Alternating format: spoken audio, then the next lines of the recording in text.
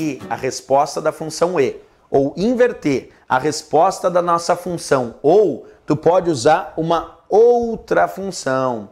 Claro, porque a gente pode ir alterando os argumentos e mudando aí a forma de resposta. Tem uma função chamada não. Não. A função não, aqui dentro das planilhas de cálculo, ela inverte.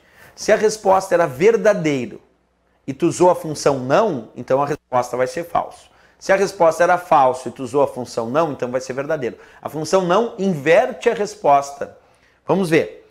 Qual é o resultado dessa função ou? Primeiro argumento falso, segundo falso, terceiro falso. Então a função ou só retorna falso se todos os argumentos forem falsos. Por isso deu falso como resposta. Então tu já sabe que o resultado desta função ou é falso. Mas agora eu vou usar uma função não e botar a função ou dentro da função não.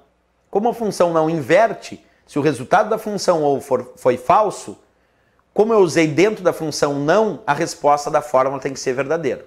Vamos ver isso na prática? Olha lá na montagem.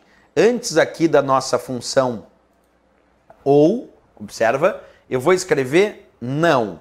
Não. Vou abrir parênteses e aí vou fechar parênteses aqui no final. Então agora eu botei a função ou dentro dos parênteses da função ou. Professor, dá para botar uma função dentro da outra? Dá. E eu acabei de botar a função não dentro dos parênteses da função ou. Como esta função ou retornou falso e ela está dentro da função não, a função não pega a resposta da função ou, que nesse caso foi falso, e inverte. Então a resposta da fórmula vai ter que dar verdadeiro. Porque eu botei a função ou dentro da função não. A resposta da função ou tinha sido falso. Como eu botei dentro da função não, a função não pegou essa resposta falso e inverteu. E deu o resultado verdadeiro. Porque a função não, que é uma negativa, ela inverte a resposta.